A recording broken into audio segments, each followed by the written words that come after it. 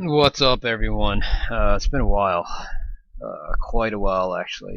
Part of it is because we haven't really gotten anything too new in. All the repairs are pretty much the same now. We did get some gaming consoles in, which I tried to make a few videos on, but they're just like too bulky and kind of hard to kind of share with the setup that I have. So that's why I tried to do it. And then the other thing was that some of the repairs weren't successful. So why am I getting a glare here? Is there a glare? It's weird. Maybe I need to clean this up a little bit. See if I can clean this up maybe. Oh, that's definitely not good now.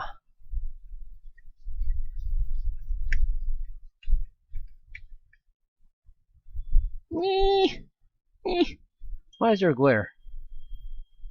Weird. Let's try this. It's not better. Let's try this. Still a glare. Okay, let's see if I can wiggle it a little bit maybe. Oh, okay, that's... Oh, there you go. Weird. My little thing was off. Looked like it was crooked. Okay, now it's better.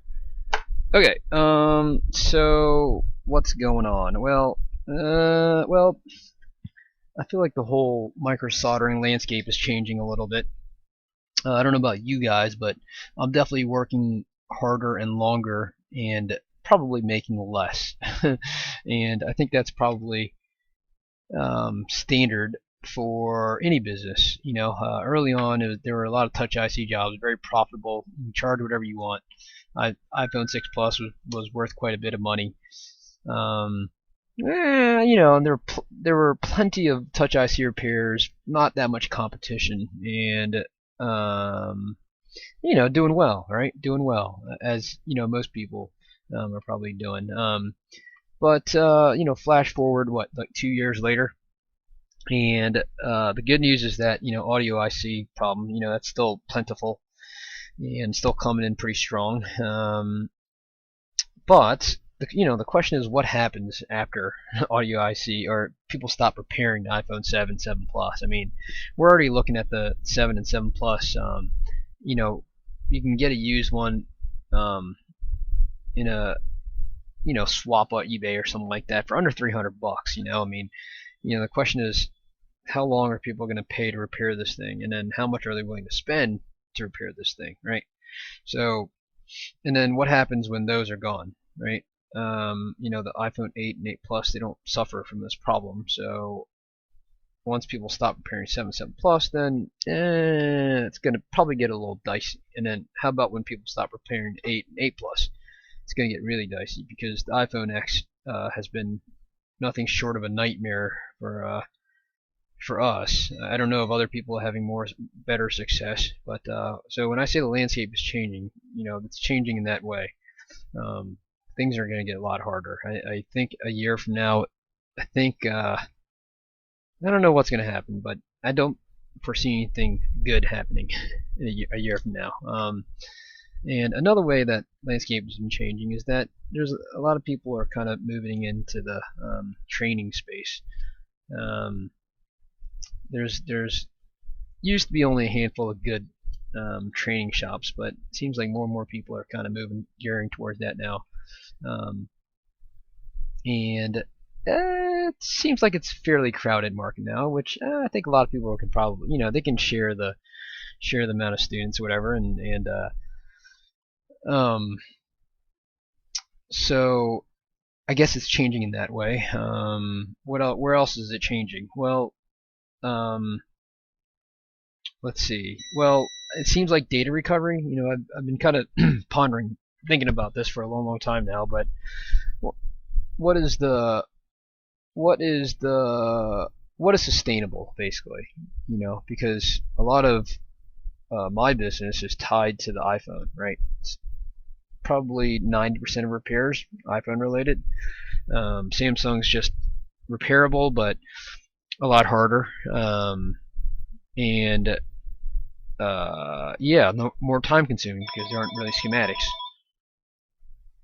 Alright, so where was I? Okay, Well, let's see. Where do we go from here? Well, data recovery. Data recovery is probably the one thing that's going to withstand the test of time. And it seems like that's probably going to be a thing that's going to ensure the longevity of your business, I think. With that said, the iPhone X is just, I mean, data recovery is actually not that bad on it, but to actually repair these things and then to offer warranty for it is not. I don't think it's going to be feasible. So where do we go from here? Well, I don't know. I don't know exactly what the plan is for everyone else, but I think I don't know. I guess you just have to figure that out yourself. um, Anyways, I have some ideas on my side, but we'll share it another time. Okay, so what do we have here? We have an iPhone 10 with no display. Okay, and he said I think he tried to do a frame swap, and then this started happening. So first thing I do is you just go to the LCD connector. I mean, this is no different than any other repair, but you go to the LCD connector, which is next to the battery connector, which is this one. This one is the digitized connector. This is LCD. Okay, and what I did was I just diode moded my good iPhone 10 logic board here, and just measured all the values, and then I compared it with this one, and noticed that there were a few OLs which should have been should have had some sort of diode mode reading, and so it's this one and I think this one. So after kind of poking it a little bit, you can see that this data filter here is a little bit loose, actually. See it? So it looks like this is going to be a relatively easy fix, and it's not going to require any logic board separation. Um, and we're back in business after this. So any repair that's going to require logic board separation on this thing is just I don't know. It's going to be a nightmare. So I don't know how everybody else is pricing their repairs, but something like this is this is going to be very, very repairable. But I don't know how much we're going to have of this. Connector is going to be easy to repair. Anything that you can see on the logic board without separating is going to be fairly easy to repair. And then anything that is going to require logic board separation is pretty much going to be not repairable in my mind. I mean, maybe it's repairable, but I mean, is it worth it to repair it? I don't know. And at this point, I don't think so. But maybe there's a method out there somewhere that somebody has that um, can get the job done a little bit faster than what's going on right now. And not to mention the warranty. I mean, I guess I think Sanjeev said don't offer a warranty, but gosh, man, how do you get someone to spend $200-300 and then not offer a warranty? So I really don't know what's going to happen, but I think that's where we're headed. And if more of these suckers are going to be like this, then we're probably going to be in trouble. If all the logic boards are going to be like this ongoing, it's going to be tough. It's going to be tough, man. So I actually got a little bit of solder here. That's not good. Oh shit.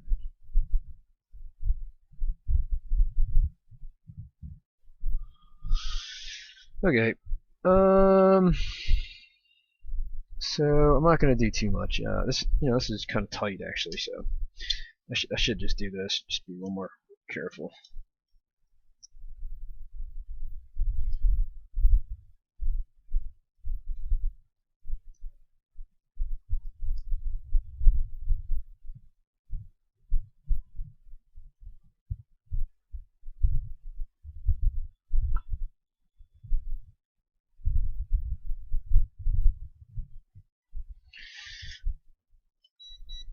I kind of got a little solder on these joints right here, which are not supposed to be touching. But anyways, let's dive mode it to see what we get. Okay. So these are data filters. Should be I think 0.42. So I'm getting 0.438, 0.438, 0, 0.440. Oh well. So this one's still no good. This one's 0, 44, 44. Okay. So we just need to do one more and hopefully not jack up this connector here like I've already done.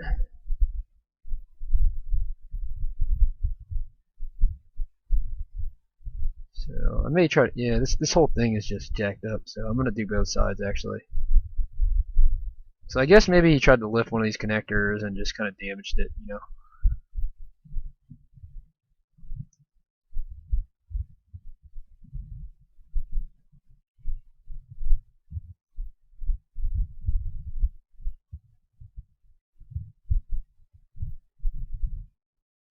Pry damage. There's been pry damage on every iPhone so far. Okay, so it's gotta be careful. This is tight quarters, yo. Tight freaking quarters.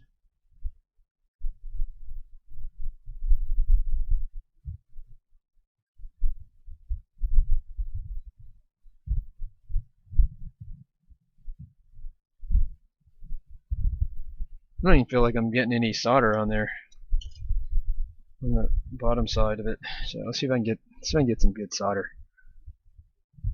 without burning anything.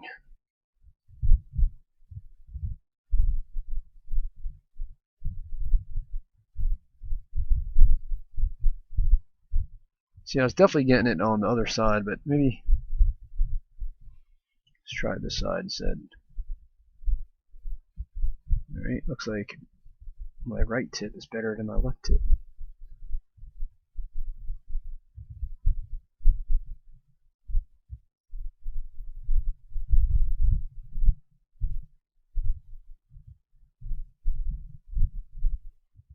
Alright.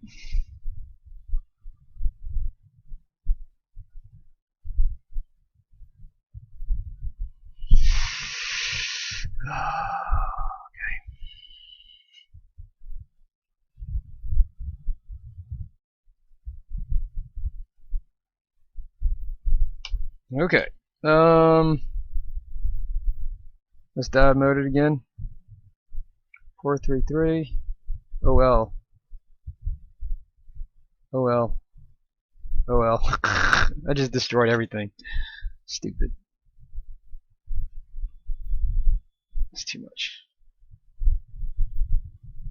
Oh, that's a lot of flux.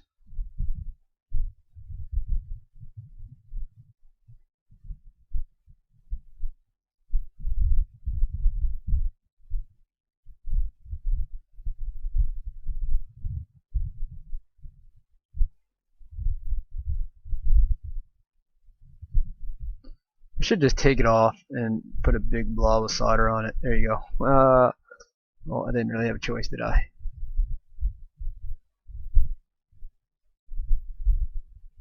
Okay.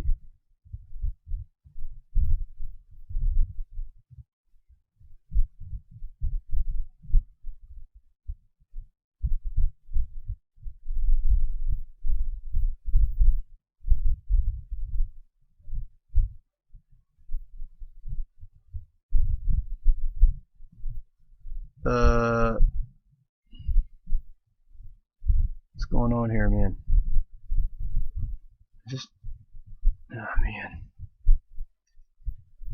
I hate these data filters, man. They just, like, for some reason the solder just, I never get a good joint on them.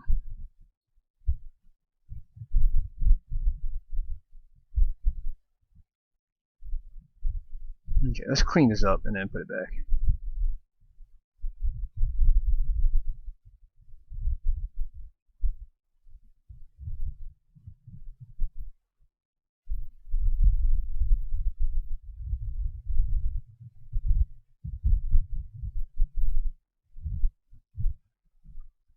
Careful not to scrape away all the damn ground planes. It's probably painful for you guys to watch this, right? Because painful for me to do it.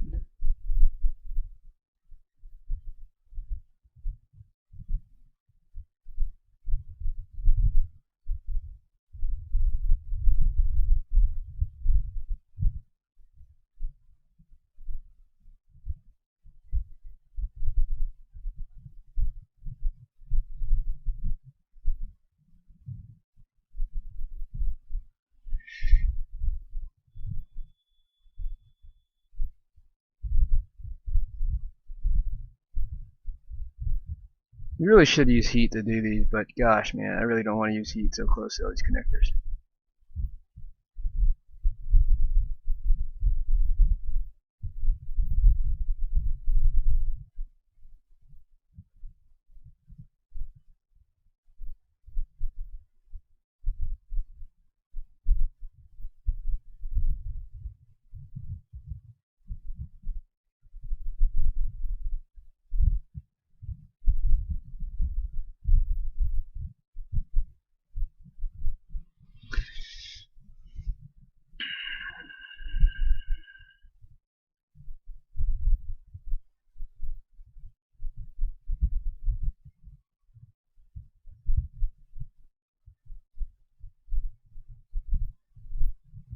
It's not even like solid, dude.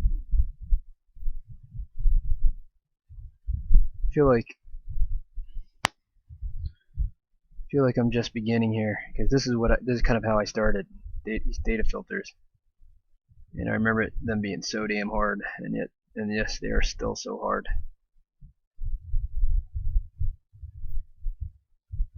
Mainly because the solder, the little tabs on them are like barely.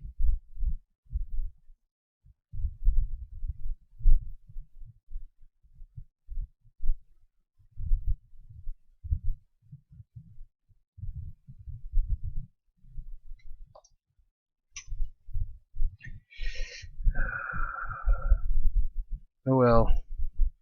40. Oh well. Oh well. What the hell's going on, man? Should I use heat? It's probably a bad idea. Let's clean this up real quick. Should just.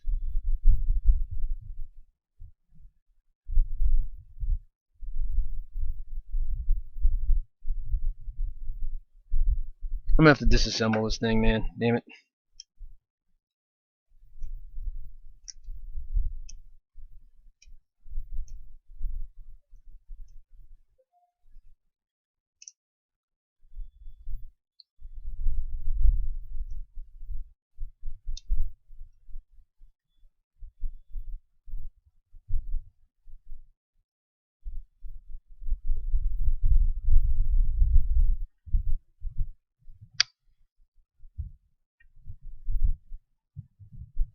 I think his Wi-Fi flex is ripped.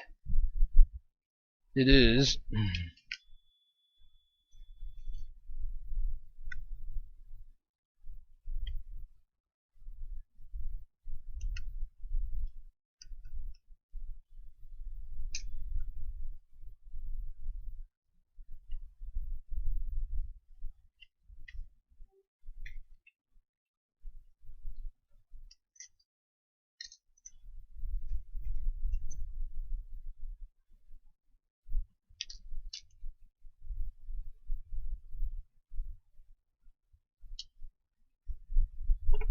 Alright. Let's see what the hell's going on, man. That's a massacre right there. Look at that. That's a massacre, dude.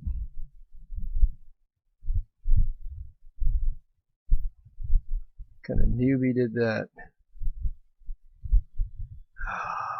Let's see.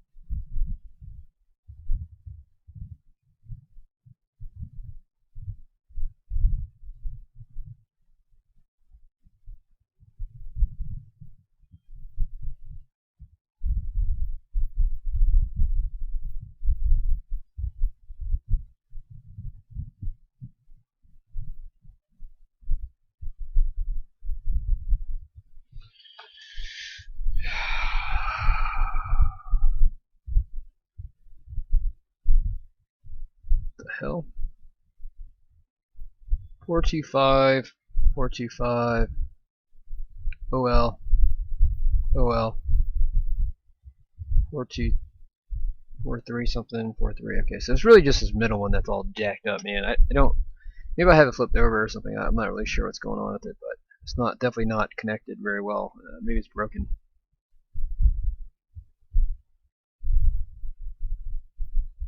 Well, there's nothing even there, so I think maybe I'll just get another data filter from one of these donor ones that I have. That's what I'll do. These things are such a pain in the arse, man. Such a pain in the arse. You know what? I'm just gonna use one from 8 because I don't want to mess up any of my X logic boards, or 7. Let's see. Will that one work? Let's see. Should work. Yeah, it's about the same size.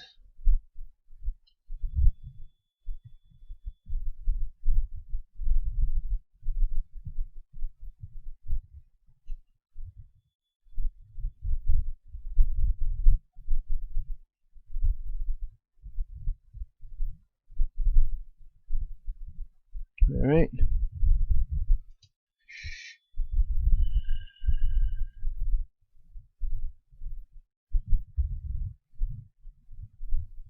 Hell are we at? Okay, here we go.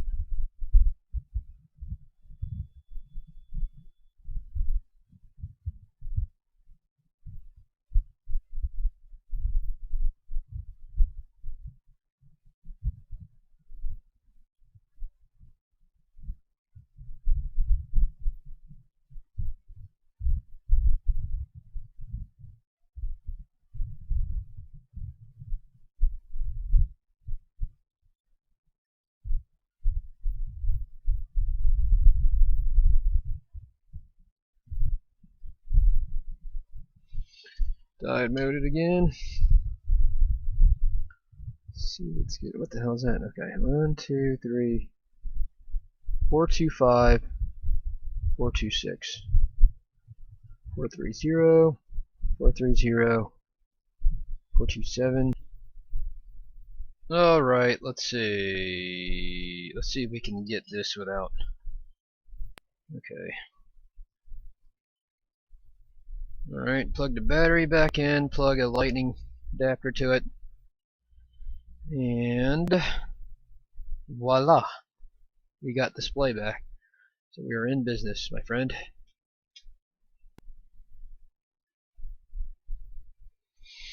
Oh.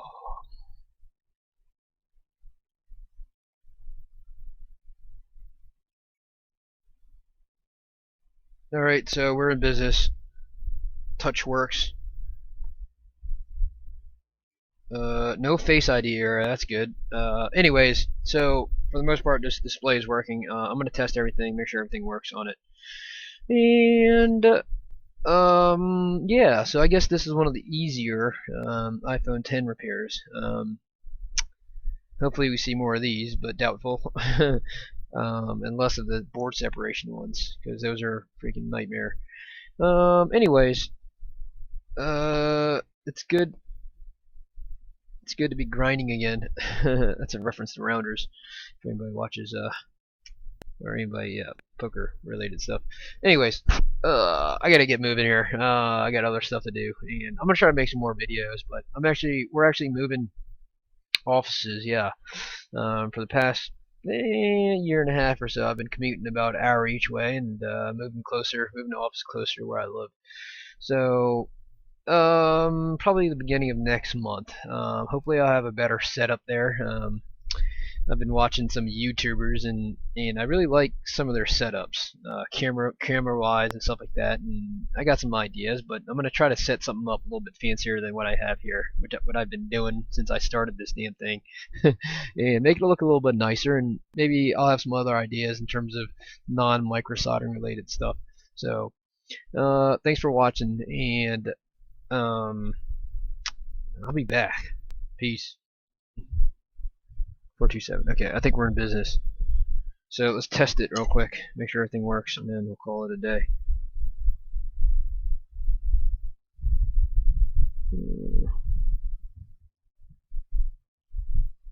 Okay.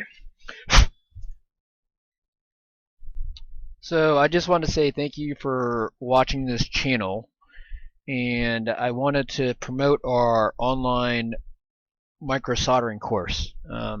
We have it hosted at udemy.com, and it's at this point it's 4 hours of video instruction. The reviews are pretty good, and we talk about everything from the basics of an iPhone logic board, and then we have a section on ZXW tools. We have a little section about how to set up your hot air rework station, your micro soldering station, and how to use diode mode. The third part is the three most common repairs, which is no touch, no backlight, no charge. And the fourth part is all about data recovery. So if you go through our website, it's $100, and some people say that learning online is not the best way of doing things, or you can't learn microsoldering online. I beg to differ. I don't know about you guys, but I started watching YouTube videos when I first started about 3 years ago, and that's how I learned it. And not only that, but you go to a live course. Some people like live courses, but not everybody has $3,000 to spend on a live course, right? So, and then yes, you're right. You can go to YouTube and watch all these videos, but you're not gonna. When people make these videos, they don't go from A to Z. They usually start from somewhere in the middle because they assume that you watched something earlier on, or one of their earlier videos. So this course is all encompassing. It has everything from A to Z to help you get started in microsoldering, and we are adding stuff on a weekly, maybe monthly basis. And we're just gonna keep adding to this thing. And so if you want to get started, I mean, you could also take a class, but to get your feet wet, I think this is the best thing to do right here. And I vouch for it. Thanks for watching the video. I was also going to say, in order to buy it with a discount, $50 discount, just go to microsoldering.com, click on store, and then it's going to be the first item on here. Just click on buy at Udemy, and they'll give you the $50 off. Thanks.